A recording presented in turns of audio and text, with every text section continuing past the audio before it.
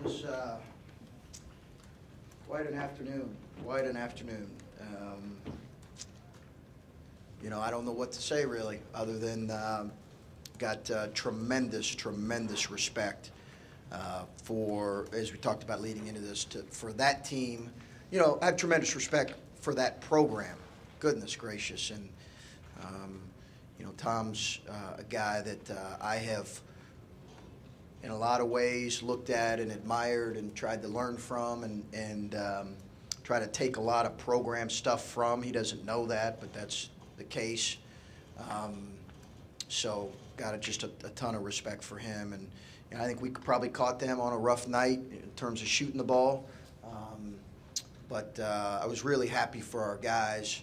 I told them, when you coach for a lot of reasons. One of the reasons is to see our older guys enjoy a moment like that. It's genuinely a big reason why we get into coaching, to see Kata and Jay Sean and Cam and those guys embracing this moment and smiling, and even a guy like Andrew being a part of a team now and playing and really being a part of a team, and all those things.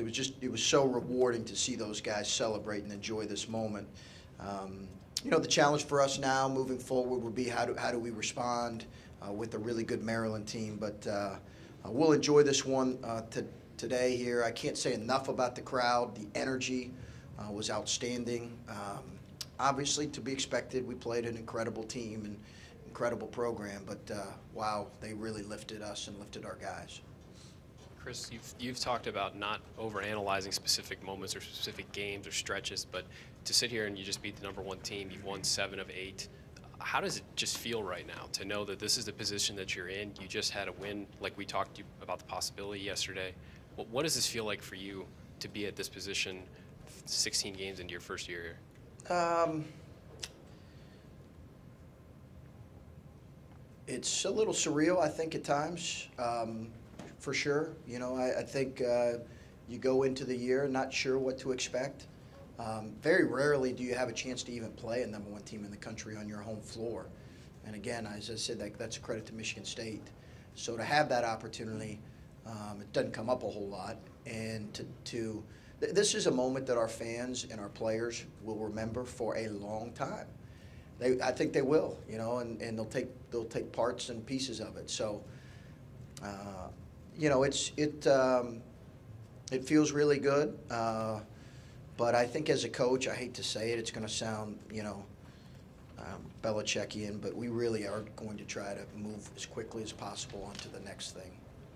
The run that you closed the first half with, I think it was like 8 or 10-0 in the last 45 seconds. How much did that change the complexion of the game, and how hard was it to then hold on to that once you go in the second half? That really was a critical stretch. It was, all things kind of went in our favor at that point, with a foul on I think we had at one point, we had a couple threes there, a couple transition looks, the half-court shot, the technical free throws, all that kind of played into it, and it broke open what was a really close game. And then I think coming out, we kind of traded baskets to open the second half. I've not been real pleased with our opening second half defensive approach. Again, I thought it was just okay tonight, to be real honest with you. But we were able to score enough to keep them at bay. We knew they'd make a run. They did make a run. And I think Kata and JT got a basket in that stretch where they cut it to, I think, 8 or so. Chris, a handful of times this year we've come in here post-game, and you've, even in wins, you've kind of focused on some things that you weren't happy with and whatnot. What's going through your head right now? I mean, this is your team and whatnot. So yeah, what's in your mind right now? I'm curious. Just really happy and proud of our guys, and really happy for them. Just really, I just can't say that enough. We all know that have been a part of this program, right, for the last couple of years. We've had some tough stuff we've had to deal with. Players have had some tough stuff. So to see them celebrate and enjoy it, I just feel really happy for them. I was fortunate enough to be a part of a win like this last year. They just don't come around too often. So I'm really happy for our coaches, but most importantly, our players. Chris, on the timeline of this program, You came here, you knew what you had. Where is it right now? Is this ahead of schedule? I know coaches don't get surprised. Are you surprised with where you are, what you've been able to accomplish? Is it about where you No, thought I'm surprised. Yeah, coaches get surprised. I got surprised. I'm surprised. In particular? I just, I think, it's, and we'll see, right? We don't know at this point. We could go in the tank here for the next couple weeks. We certainly don't want this moment to define us, and we don't want it to be the pinnacle of our season, as good as it is, and that's the challenge for us moving forward. I watch on video, and I am so impressed with a lot of the teams that we're going to compete against here, and we're going to have to play really well.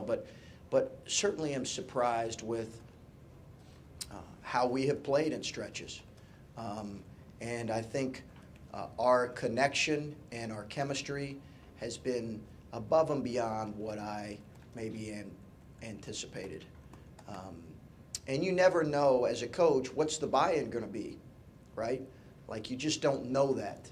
And our players deserve a ton of credit because we got here as a coaching staff in June, and we haven't necessarily, we're not tyrants, but we haven't coached them with kid gloves either, and they've accepted and embraced that.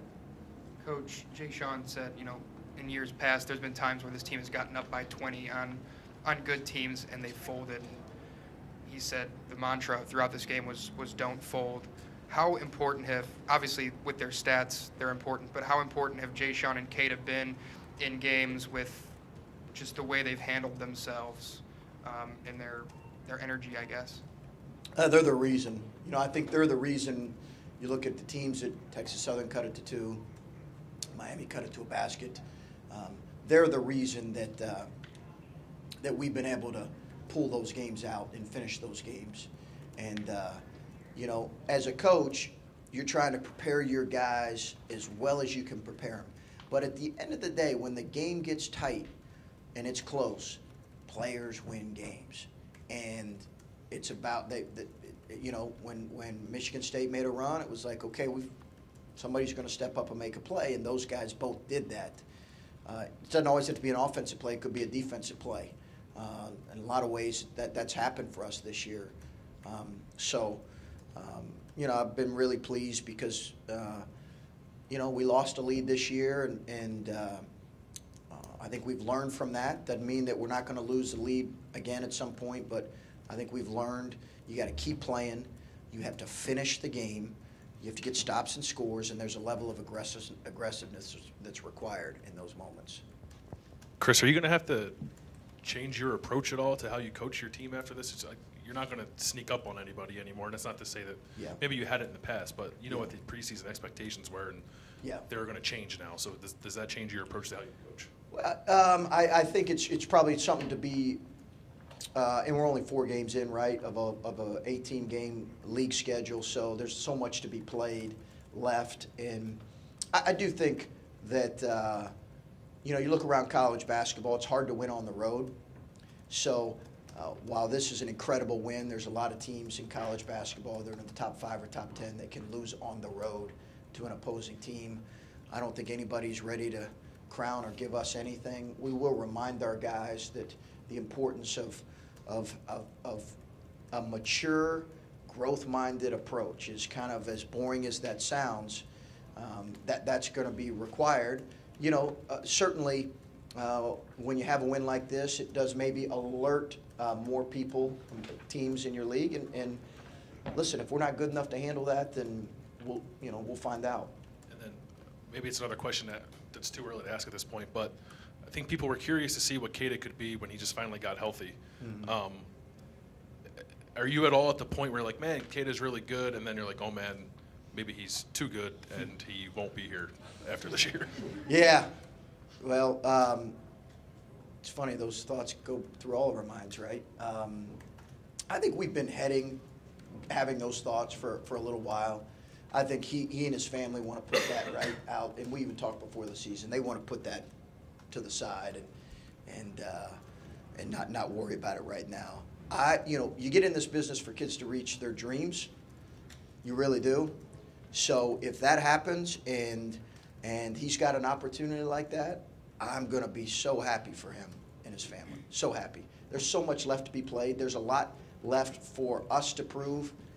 He's just got to be Cada, and whatever comes out of that comes out of that. But certainly that's a more and more real possibility.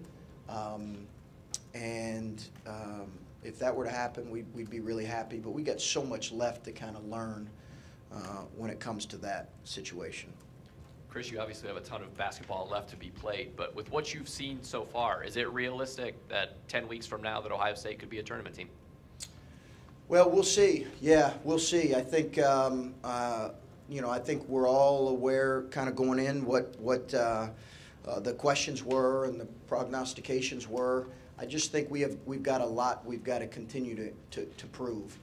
I don't think that certainly right now we can't rest on our laurels. That's for sure, because we won't be playing in any postseason if we do. If we get complacent and we relax, we won't.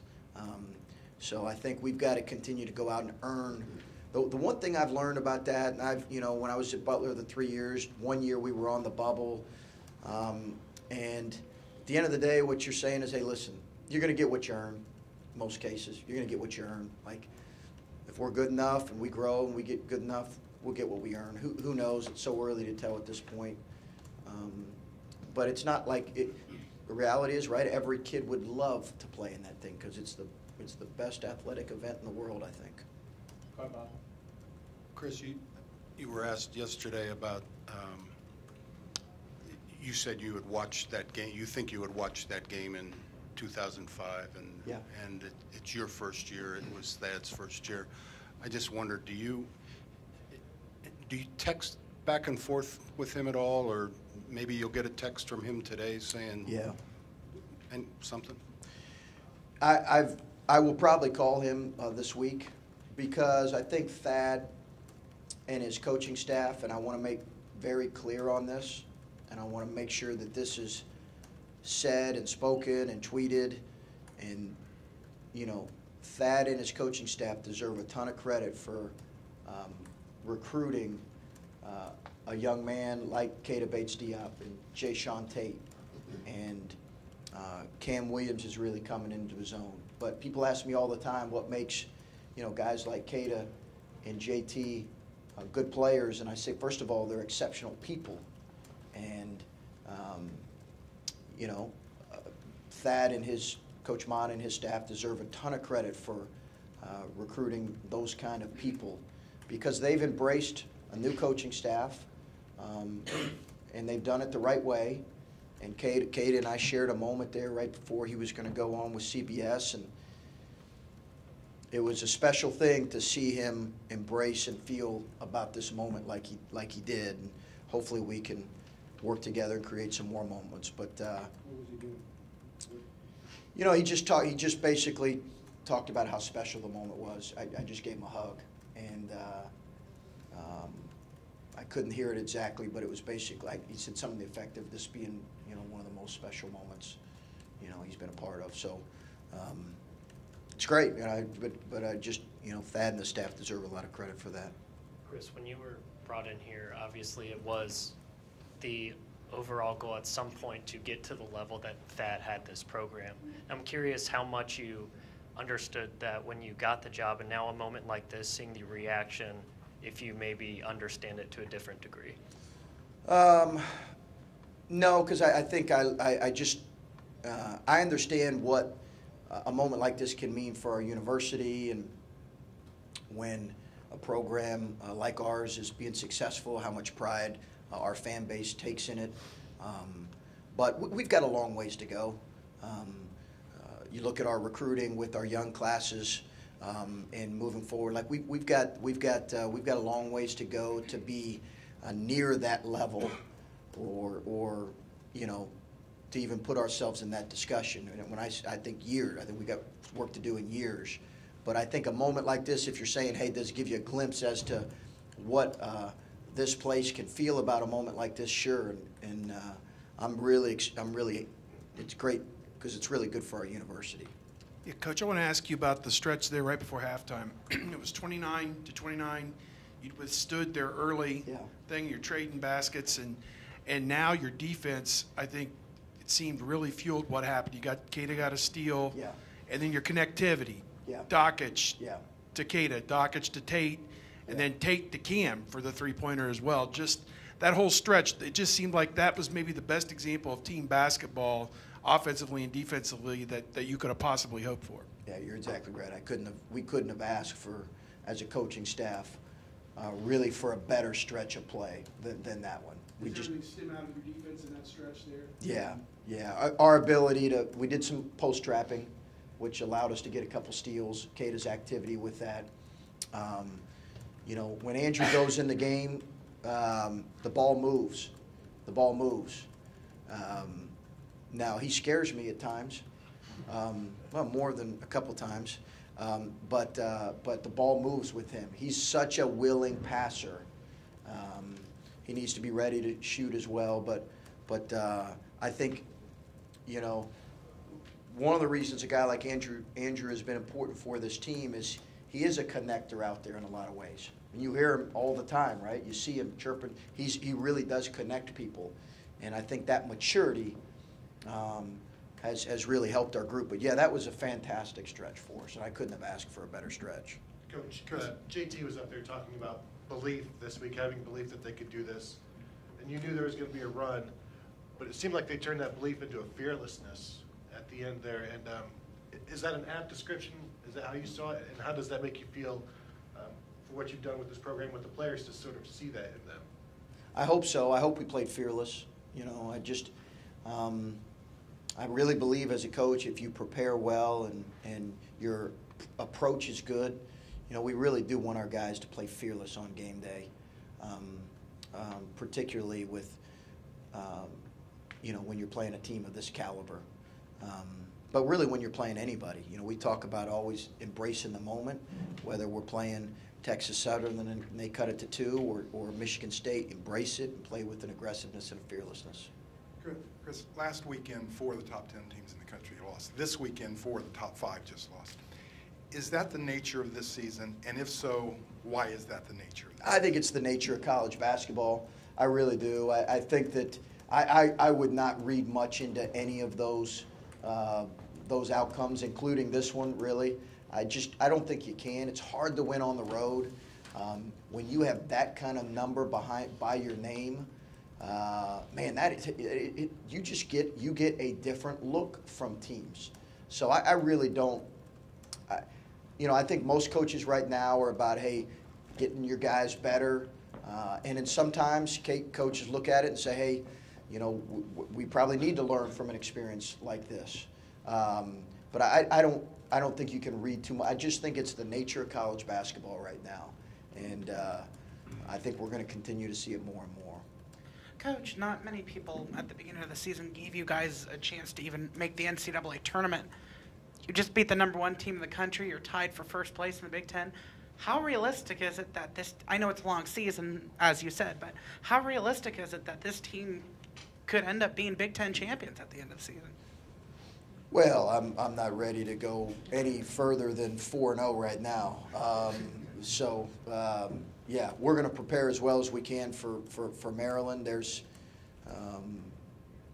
12, how many more games? 14 more games left in Big Ten play. So I understand why you ask it, but I think that's, you know, I haven't even honestly thought that.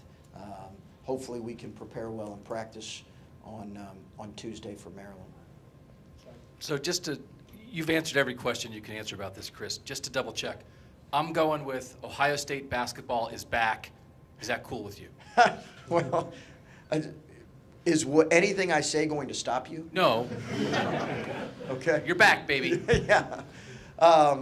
You know, I think that we'll see. We'll see. I think that, as you guys know, we've had some tough losses and been humbled at times this year. It's probably not what my headline would be in my house, but you guys are much better at your job. So I think we'll see. I'm really curious to see how we respond in these next couple games. to be honest with you. I really am. We'll see. We'll see what kind of maturity we have, and you know, if we can, you know, some teams are good matchups for you. That might have been part of what went in today. I think there is a reality that some teams, and I don't want to get real in the weeds here, but there are some teams that are good matchups for you. And then there are other teams that are a tough matchup for us. Clemson was a very tough matchup for us for a couple reasons.